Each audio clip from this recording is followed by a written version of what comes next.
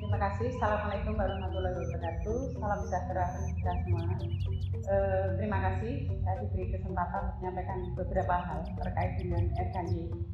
Dan langsung saja banyak pertanyaan dari luar sana bahwa apa sih yang menjadi pembeda antara RKY tahun lalu dan tahun ini? Ini justru kami dimulai dari tema besar RKY untuk tahun ini di tingkat DIY maupun di tingkat kabupaten itu sama, yaitu mengelola air dan tanah. Apa sih yang dimaksud mengelola air dan tanah? Di Kabupaten Kulon Progo dalam pelaksanaan RKY tingkat Kabupaten Kulon Progo, mengelola air dan tanah itu divisualkan dalam bentuk kita menyatukan rasa dari 12 mata air yang berada di Kabupaten Kulon Progo. Kita satukan rasa dalam satu wadah dari beberapa mata air yang 12 tadi, ditampung dalam sebuah penampung air yang namanya istilahnya kuali atau penampung air. Kemudian air itu dijadikan satu menjadi istilahnya menyatukan rasa dalam bentuk air dan ditempatkan dalam wadah yang terbuat dari tanah. Jadi sesuai dengan temanya mengelola air dan tanah. Namun tidak cukup sampai di situ, Artinya dari menyatukan rasa itu tadi kita menyatukan rasa untuk mencipta sesuatu sehingga menjadi sebuah karya. Sebuah karya itu dalam segala hal, dalam segala bidang, dari bidang kebudayaan, dan bidang pendidikan, dan bidang pembangunan, dan bidang-bidang yang lain. Jadi tidak hanya menyatukan rasa untuk mencipta dan membuat sebuah karya tidak hanya di sisi bidang, tapi di semua bidang, dengan harapan ketika kita menyatukan rasa tersebut dari sisi ekonomi, budaya, pendidikan, pembangunan dan sebagainya, kita punya harapan untuk bersatu, untuk bangkit, untuk bangun Kulon Progo yang selama ini kita terkena dampak COVID, bersama-sama bagaimana kita meningkatkan semuanya dan rangka memulihkan perekonomian di masyarakat Kulon Progo. Gitu. Kemudian ada juga yang menanyakan saya lewat WA. Mengapa sih mengangkat tema mengelola air dan tanah? Jadi ini saya perlu sampaikan sekali lagi bahwa tema itu adalah tema besar dari tingkat DIY. Jadi kami ketika membuat tema besar itu sudah dirumuskan para ahli, artinya juga filosofinya seperti yang saya sampaikan tadi. Jadi tidak usah banyak mengulang, artinya mengelola air dan sampah, air untuk penghidupan, air untuk pertanian, kemudian air untuk minum dan penghidupan manusia maupun hewan maupun tumbuhan dan sebagainya, untuk pengairan yang lain dan seterusnya. Jadi tidak usah, jadi jelas dari mengolah air dan tanah menjadi sebuah ciptaan sehingga menjadi sebuah karya besar yang merupakan karya bersama seperti saya sampaikan tadi. Kemudian berikutnya untuk FKY ini ada subtema merekah ruah. Ini sebenarnya judul ya, ini judul dari tadi temanya itu mengelola air dan tanah.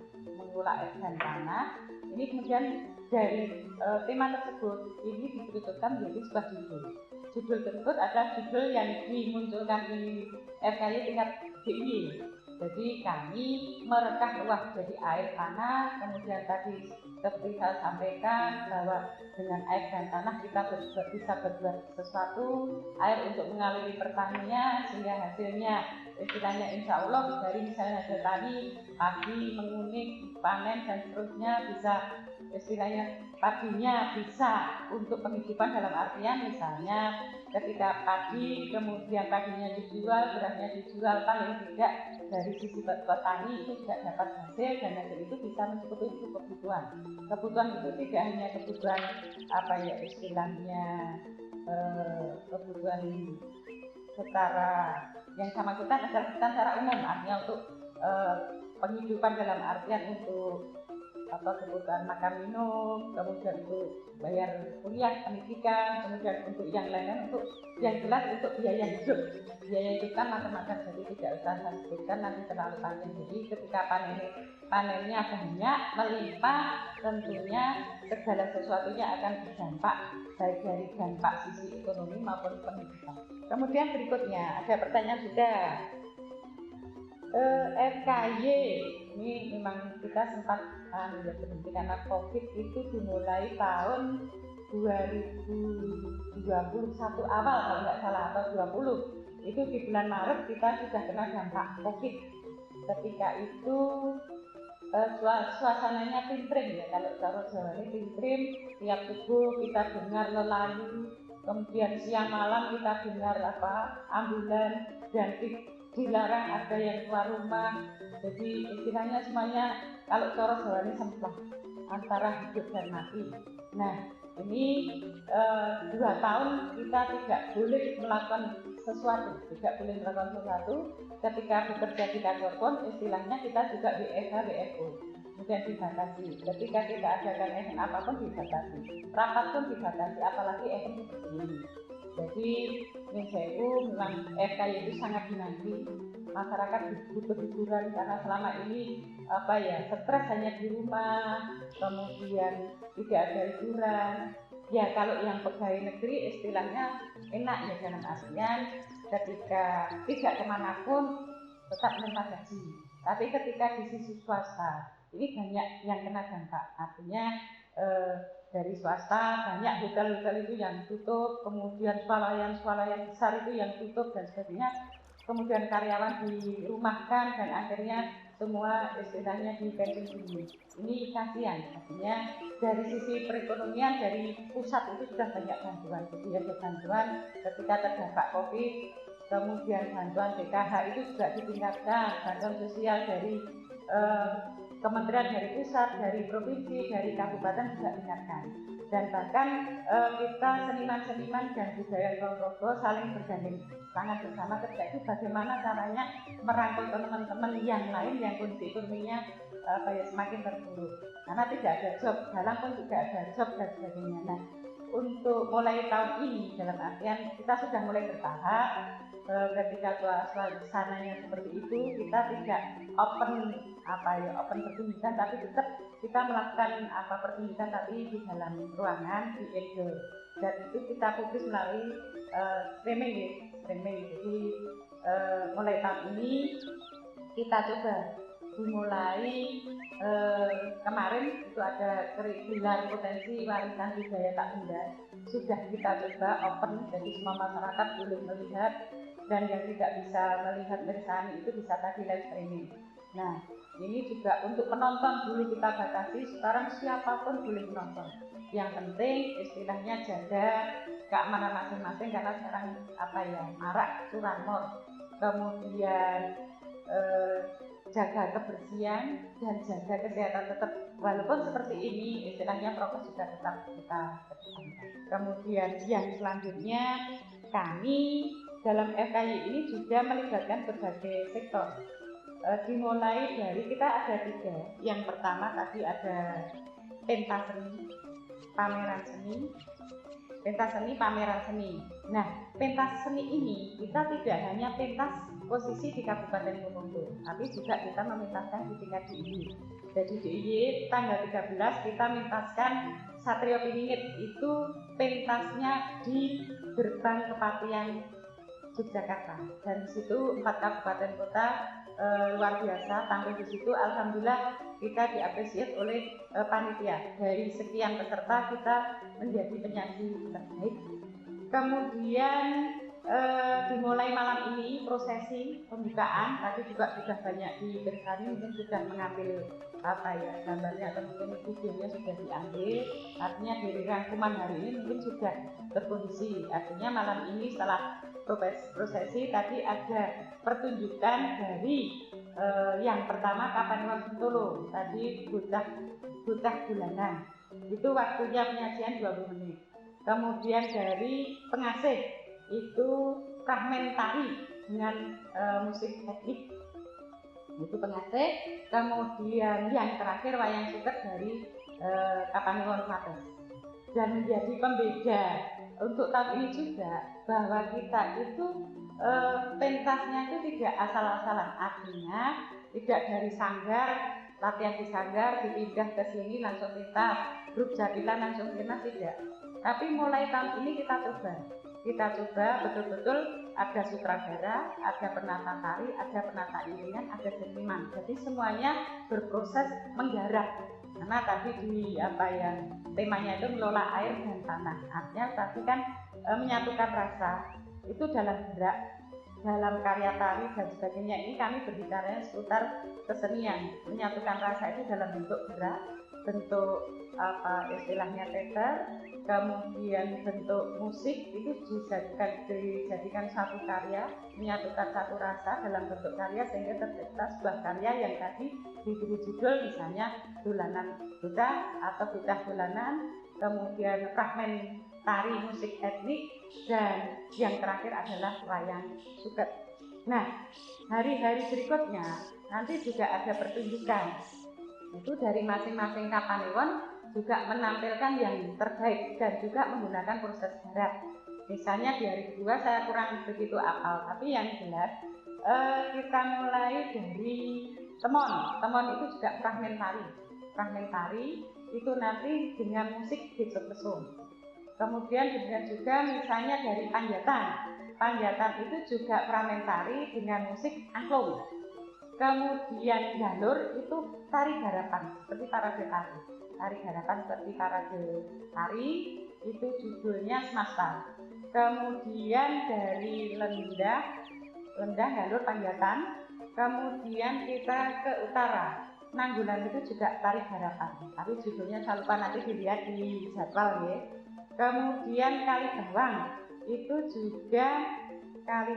itu menggarap istilahnya, coba saya tak ngecek. Untuk Kalibawang ini menampilkan tari garapan, judulnya Sesirih.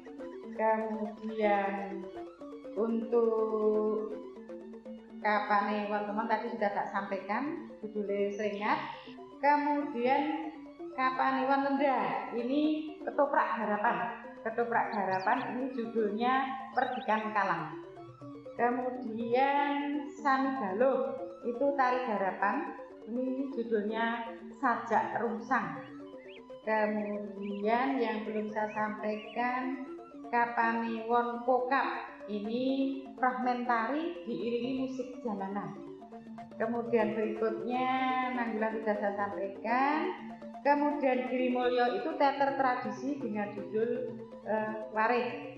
Nah, mereka menjuduli Waris semula berangkatnya dari menyatukan rasa dalam bentuk karya tari, fragmen teater dan sebagainya. Kemudian untuk tanggal 18 September kita mengirim kontingen di Gunung Kidul, bentuknya adalah pawai. Itu nanti di sana ada beberapa kabupaten yang ikut andil di sana. Itu jamnya jam 3 sampai selesai. Kita mengirim dari Tuti Tengah, itu diwakili dari sanggarnya Bu Ari dan pesertanya juga anak-anak wilayah Tuti Tengah, itu dengan judul Lemah Teles. Itu judul nanti dipilih, kemudian ada Sematang Display 5 menit di sana. Itu tanggal 18 kita ngirim kontingen, tempatnya di Taman Budaya Gunung Kidul. Kemudian di tanggal 19 jam 1 itu di auditorium itu ada agenda pendokumentasian pentas seni tradisi, itu diikuti 4 kabupaten 1 kota. Nah, Kulon Progo tari tradisi yang diikutkan adalah tari Bangilun, itu berasal dari Kapanewon Samsung. Ini kami ketika yang dikirim ke KBY memang kami sebar, yang Tuti Selatan itu yang Satrio Piningit yang pentas di Kepatian di pintu gerbang. Kemudian Tuti Tengah itu yang pawai, itu posisinya kita kirim tanggal 18 di Taman Budaya Gunung Kidul. Kemudian di tanggal 19 ada yang indoor di auditorium, itu kita ngirim namanya Bandung.